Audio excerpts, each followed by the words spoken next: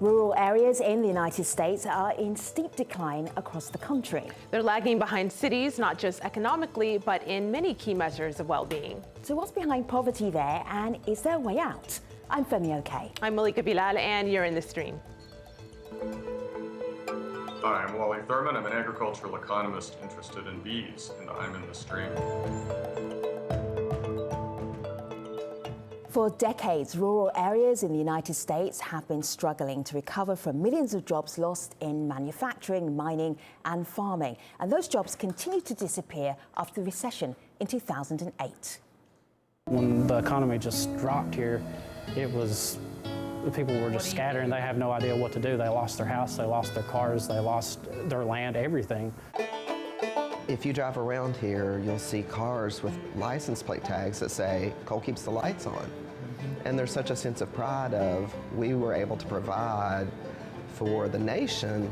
It's just such a sense of loss. We've lost about 900 of the best paying jobs in this county in the last 4 years. I don't care if you're in San Francisco, if you lose 900 of the best paying jobs, you feel it. You especially feel it in these coal fields where the economy has been bad for a number of decades.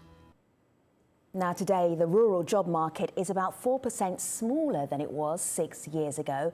Many post-industrial rural areas were never able to get back onto their feet. Lack of jobs and access to the internet combined with steep population decline are just some of the issues facing people living there. According to a recent PBS study, nearly a third of the rural working poor had a family income below 50% of the poverty line. So here to help us discuss what's going on in the rural United States, Jane Klebb is Democratic Party Chair of the U.S. state of Nebraska. Tom McTague is a police officer in Plymouth, Pennsylvania.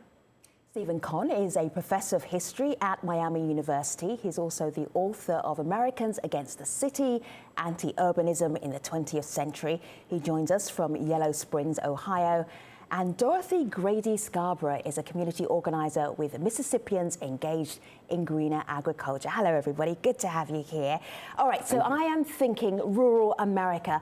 I say rural America, Jane, and you say what back to me?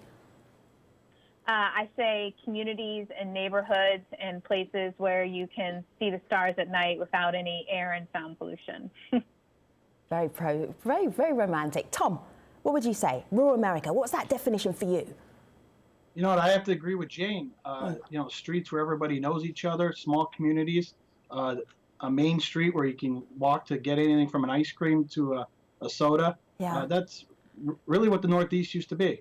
Used to be. Interesting. Stephen, rural America today is what? Well, so I'm a historian, and I apologize for that. But what I see when I look at rural America are a whole series of big processes at work which have led to a kind of rise, but now also a kind of decline and loss.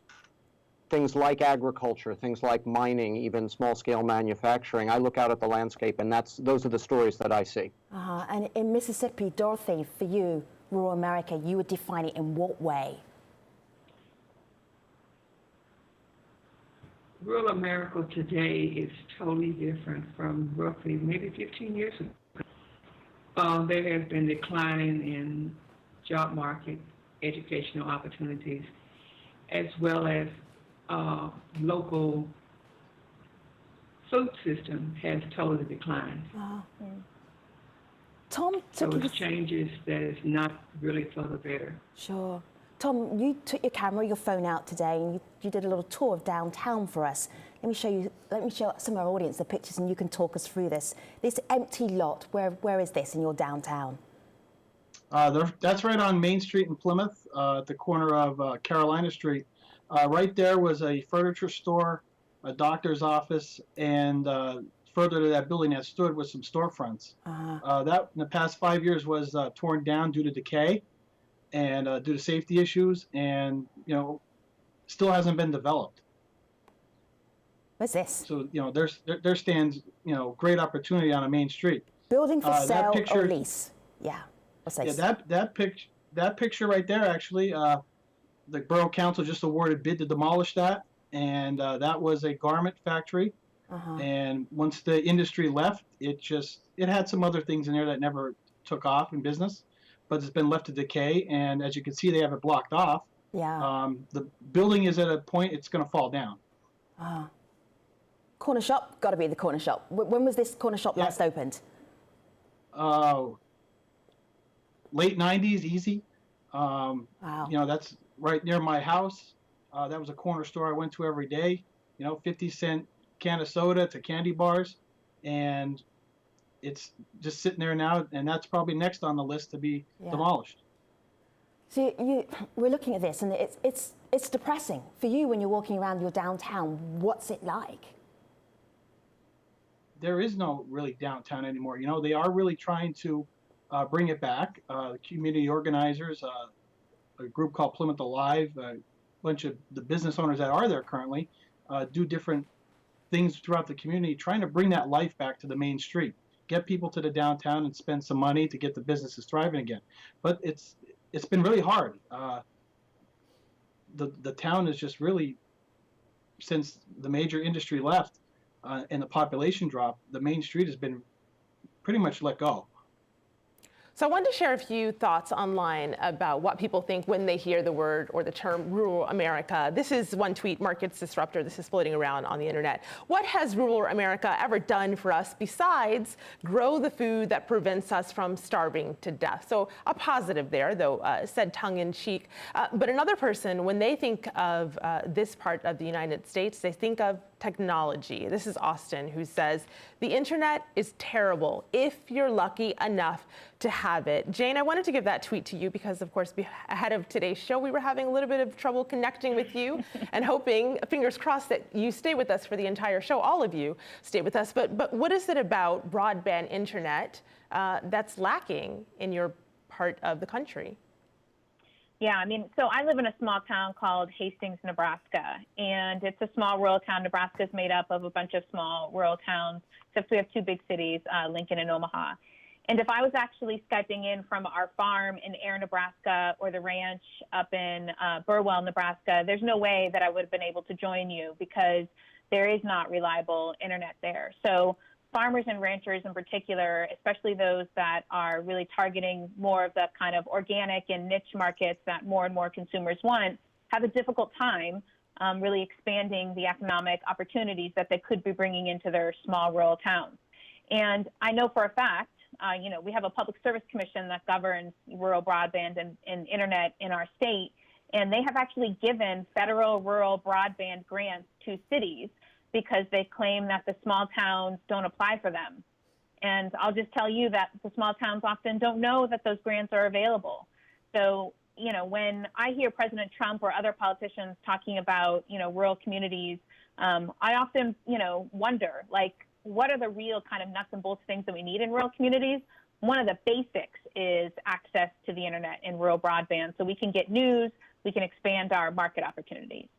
So can I just jump in about this? And again, I promise not to be too tediously historical about this, but you can sort of imagine rural America developing in a couple of technological phases. In the 19th century, rural America, especially out there in Nebraska, Jane, grew up because of railroads. That was the great, you know, transportation technological innovation of the late 19th century, and that was all done with federal subsidies. In the 1930s, areas of the South in particular, nobody had electricity. And that's largely because private power companies weren't going to invest in rural areas like Tennessee and Alabama and Mississippi. So the federal government came in and created the TVA, which electrified that entire region. So now in a third generation with access to broadband internet, private providers are not going to do this in rural areas, and so this is going to mean some kind of public investment like the TVA did in the 1930s. But there's the obvious irony.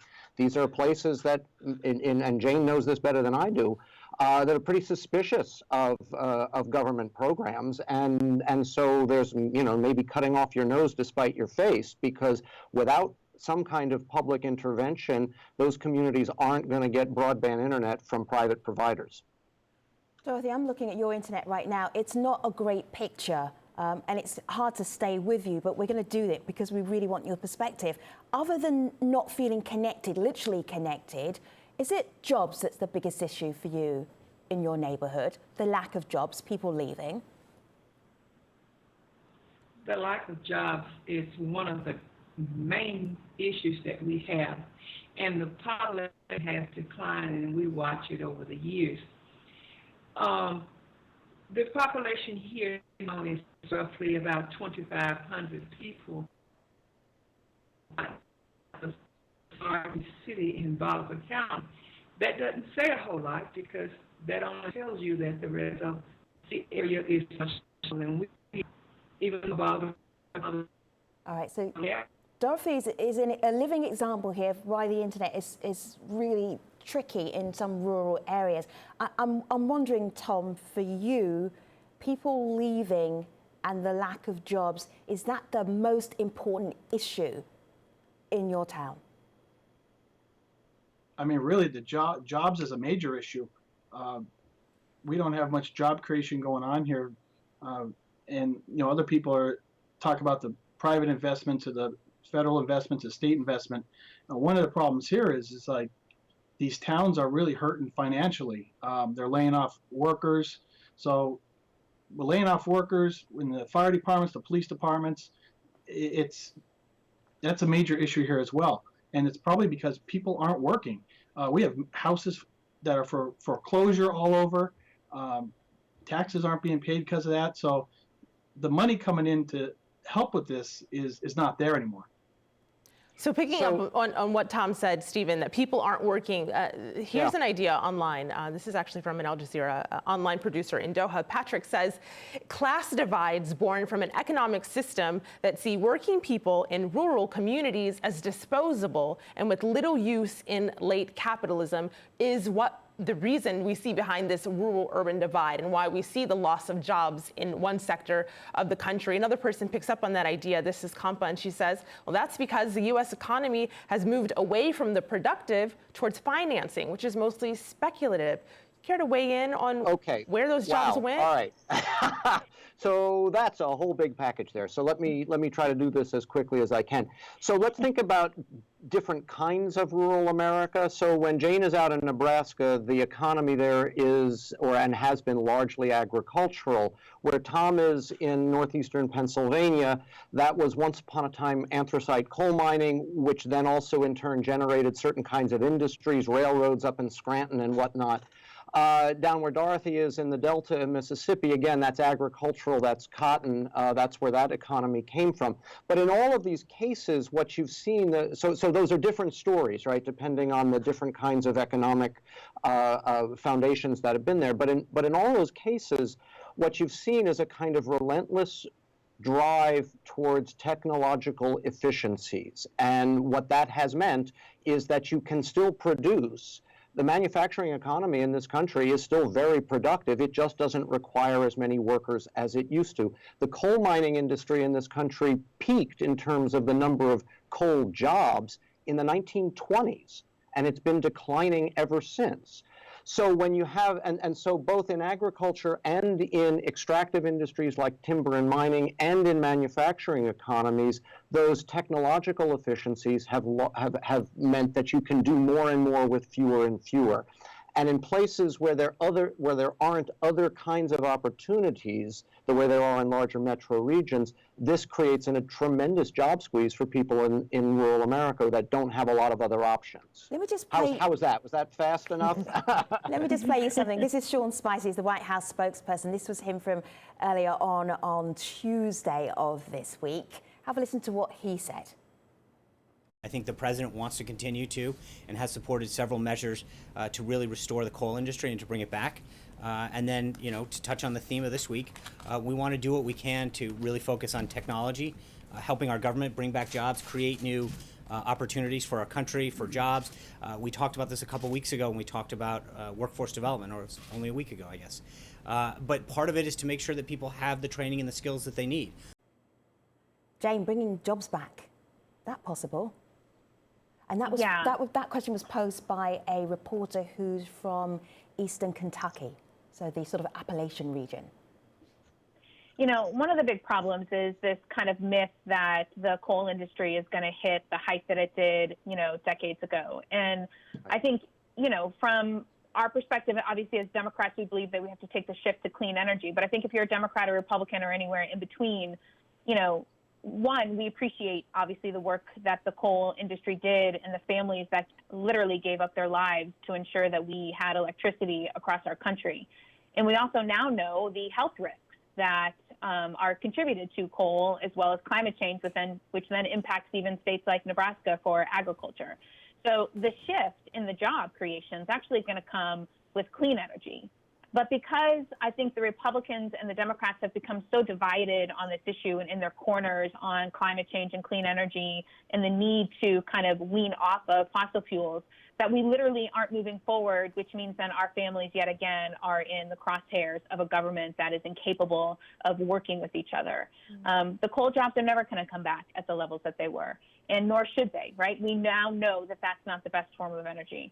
But I'm tired, honestly, of politicians saying that, you know, this is what we have to do in order to bring jobs back to kind of rural communities, when in reality, if you listen to folks in rural communities, we know what's needed, and it's often not the solutions that government people say. Jen, you are a politician, so you're tired of your fellow politicians saying that... Yeah. Yeah. Yes, all very right. much so. Yes. How does that go down? It is a very ugly. Yeah. It is a very ugly time in our political history right now. Yeah. The rhetoric has gotten to a place where I fear now people are just going to tune out of politics. Right? It's gotten beyond like, let me just stiffen my backbone and fight harder. It's gotten to be, this is an awful toxic environment, and I don't want anything to do with it. So you mentioned people tuning out, and I don't know if that's happened just yet online, but they are at the breaking point. This is Kampa, and she says, obviously, this is not about a lack of resources. It's a political system that works for the benefit of a few that causes what we're seeing today. We also got a video comment from someone who thinks something similarly, some criticisms of the political system. This is actually John Russell. He's a farmer who ran for office in his small town of 3,000 people in Ohio, and this is what he told us. I think most issues in rural America have roots in how we elect politicians. Lots of people don't have trust in the political system or feel close to those in it. Money flows in unimaginable sums to most people from anonymous sources. It feels like the rules are written by insiders and for insiders. And for 30 years, global companies have been hitting it big while the way of life in rural America has fallen apart. This is backed up by our campaign finance system. People know this, they can see it, and it drove the divide in 2016. Dorothy, can you relate to that? Do you think politicians cater to your needs and the needs of your community? Do they even listen to you? Are you being heard? I actually don't think so, and I agree with the gentleman that just got through talking, that within the election piece, you get promises from your campaign pledgees, and you promise them various things if they do help support what your platform is. And the voices are from those that help that individual to be elected, because that was where their support came from. And the rural America people that does not have funding to help support the campaigners, we seem to suffer a lot. Our voices are not really heard. And I think the voting flows in the same direction. A lot of times people do not go out to vote because they don't think that the person that's running is going to make any difference, and they just not to go and vote. And I know that does happen. Can I? Yeah, go ahead, Stephen. Yeah, can I push back on that a little bit? Yeah, because so I get all of that, and I appreciate those sentiments, but I think it's important to acknowledge that we actually have a political system which is structured to give rural America a tremendous advantage at the expense of larger metropolitan regions. Let's start with the U.S. Senate. Every state, which is essentially just a set of arbitrary lines on the national map, gets 2 senators. Doesn't matter how many people live in that. So, Stephen, hold up a minute. Let me just show you this. 79 rural hospital closures, January 2010 to present. Look at all of these hospitals closing down. What about the schools closing down? Tom, tell Stephen about the high school, your high school. What's that like? Well, the high school here is made up of 9 towns. Yeah. And that was built in the late 70s. I think it opened up right in 79, 80-ish time frame. And it's at a point that it's in rough shape. They just tore down an elementary school right in front of it. That was the old Plymouth High School. so even the school buildings here are your typical old style, brick buildings, 2 floors, no heat, or not, they have heat obviously, but no air conditioning.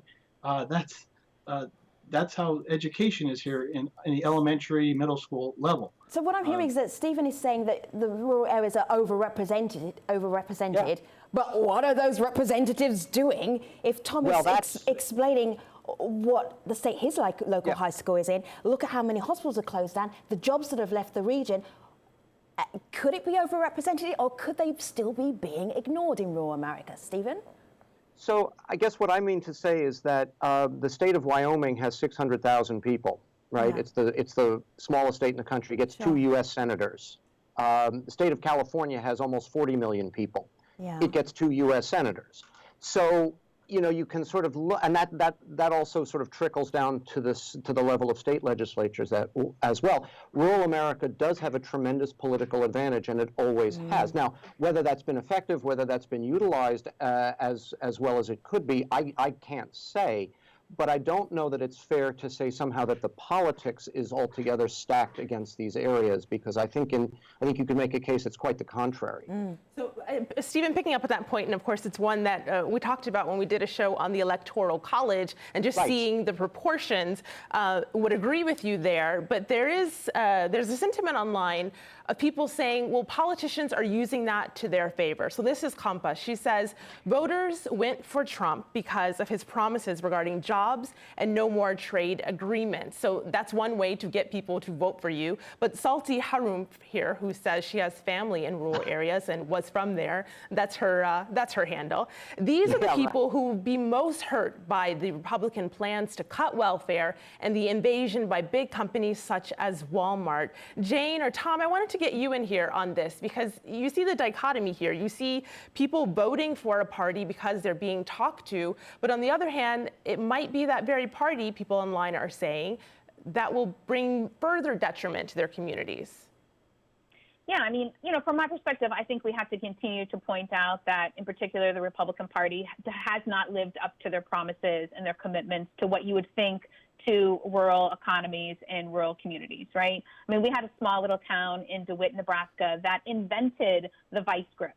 And that company got bought out by Rubbermaid, and then they had to send their managers to China to train the employees in China that were now going to make the vice grip that was invented here and was the backbone of that tiny little town, in order to now start making that tool in China. Jen, that town is now there's a ghost contrast town, between right? what you're saying. And not a single Republican stood up for that. Yeah, not a single one. Jane, let me just show you something of Tom's Twitter feed. Tom, I hope you don't mind me sharing this. Meet the voters who helped put Donald Trump in the White House. There's you and your missus there.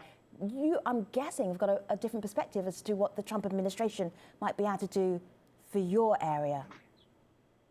Well, obviously, I explained in conversation with people, Donald Trump comes to Wilkes-Barre and they put 13,000 people in an arena. And I don't think there's ever been 13,000 people in that arena. And, I was fortunate enough to be there. You're leaving there with people, and the positive energy after his speech was, I can't even describe it. That's how energized people were.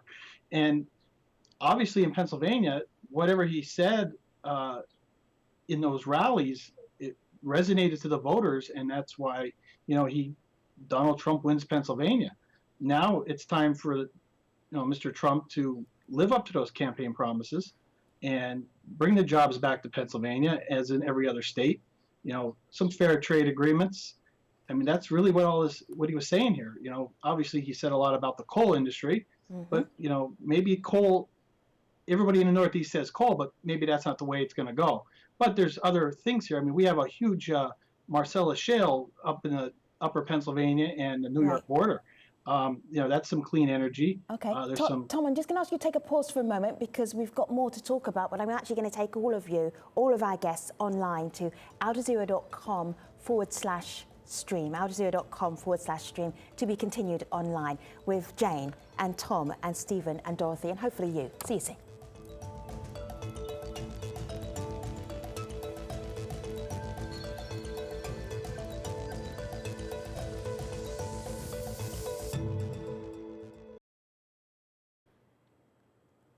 Hello again. We are talking about rural America and the hopes and fears of rural America. Tom, you're actually ending on a positive note for that main show. Pick up. What were you saying? You are hopeful for jobs. Yeah, I am. I am hopeful. The Marcellus shale industry here in Pennsylvania has really invested into our technical schools in teaching, our high school kids at a technical school welding, electrical and stuff, and they're actually visiting the schools to get them, see what they could do to get them a job when they graduate from high school, and it's working out very well from what I hear. So can I also add something else that Donald Trump talked about during the campaign and subsequently, which I think is really important here? He talked a lot about immigrants, and let me draw an analogy quickly. We're talking about rural America right now the way we talked about inner cities 40 years ago. In decline, loss of jobs, industrial collapse, and then all of the kind of social despair that goes along with that: crime, abandonment, falling down buildings, drugs, etc. We're not talking about cities like that anymore. From Brooklyn to the Bay Area, cities are hot. And one of the reasons that happened was because of an influx of immigrants from places like Central and South America, from West Africa, from the Caribbean in the 1970s and 80s. And so those new people arrived, they stabilized urban neighborhoods, they invested, they opened restaurants and bodegas, and they did all of that stuff which made it possible then in the 90s for a lot of hipsters with beards to open up brew pubs. So before you got all of that, you had these immigrants. That's one solution to the population loss in rural America, and you see it in some small towns in places like Iowa, where the meatpacking plants there are staffed by Mexicans, and the schools are building new buildings, and the main streets are bustling. But if you're in an area where you've made it absolutely clear that you are hostile to new immigration, well, new immigrants aren't going to come. And this is happening in Hastings and Grand Island, for example. We have two meatpacking, factories in those two towns. Yep. And we have a lot of Sudanese, Somalia, folks from Mexico, immigrants here that are not only working in the factories, but obviously sending their kids to our public schools. We're building new public schools in Hastings and Grand Island. And our main streets really are bustling. They're really transforming. And we also have the hipsters. We have two breweries that just opened up in Little Hastings, which is pretty remarkable. We're like 7 years behind the national trend in Brooklyn. Right. But, my concern, though, is that we don't have enough support from our local governments to help support the schools, right? And so it's then on the shoulders of taxpayers here in this tiny town where farmers are already getting hit really hard on, the land values and the property taxes that they have to spend. So, we're looking for some equalizing of the kind of burden of costs across the board. And I just think that people that live in urban communities think of rural communities that were, somehow farmers are, millionaires and billionaires, and we have enough money to fund everything. And farmers and ranchers have a lot of money on paper, but definitely not a lot of money in the bank. And so I think it's really critical that we start to support rural communities with real financial budget so we can do the innovating. I don't need somebody from DC or Silicon Valley to come into Hastings to fix things. We know how to fix things. We just need some resources. It's interesting that you mentioned what urban communities think of rural communities and what you want them to know. We got a video comment that's a slight pivot off of that. This is from Lauren Gurley, and she's a freelance reporter on rural poverty in the United States. And this is her thought on that divide. So I would say that rural poverty and urban poverty are a lot more similar than the media has led us to believe in recent months, in the structural causes, the root causes. But if we're talking about cultural differences, I would definitely say that rural areas are more socially conservative, especially in white communities, and there's a very high premium placed on community resilience. So Jane, she starts it off by saying, actually, these communities aren't all that different. And then she follows up by saying there might be some misconceptions, but there are socially conservative people living in rural communities that you may not see the same of in urban communities. What do you make of her comments? Yeah, I mean, that's true. I mean, I think that there are a lot more kind of pro-life, folks who have guns in their basements, like me and my husband do, than in kind of urban communities. I think that's true, where guns, for example, are viewed in a very different light. For us in rural communities, it's part of a tradition and how we hang out with friends and dads and grandkids and grandparents, go out and hunt, and then there's deer meat in the deep freeze in the back. And that's obviously a very different view from what folks in urban communities view as guns, where there's tremendous violence and kids are getting shot in the streets and killed. So, I do think, though, that there is this misconception that there's no poverty in rural America. And we had this with Representative Adrian Smith in our state, who essentially could not get the words out of his mouth when he did an interview with NPR that food is a right. And it was all around, the cuts that are happening on food stamp and other programs. And so, we have a lot of poverty in rural America, a lot of poverty in the little town that I live in. And there is a line out the road around the church when the food bank opens up on Saturday where people can go get groceries. So, there are definitely social differences, and there always will be social differences between rural and urban. But we also all want the same thing, right? We want our kids to be able to go to college. We want to be able to have enough money in the bank to go to vacation, to take a vacation every once in a while. And so I think there are obviously some common ground as well. Tom, I'm just going to go back to some of those photographs that you took for us earlier on today. Can you fix this? I'm just going to look through these pictures here. How do you fix what's happened to your downtown? There's got to be some investment, whether it be private or, the town doing it. But like I said earlier, the town doesn't have the money to, remove snow. When we just had 30 inches of snow, they're struggling to open up roadways because they're financially strapped, and it's only March. And Tom, I'm sorry, go ahead. No, go ahead. Well, because I think you're piggybacking exactly on what Jane was saying. I think what we've seen since the 1980s has been the increasing, local municipalities have to take on more and more of a burden of these kinds of basic costs, whether they're schools or street repairs or snow removal.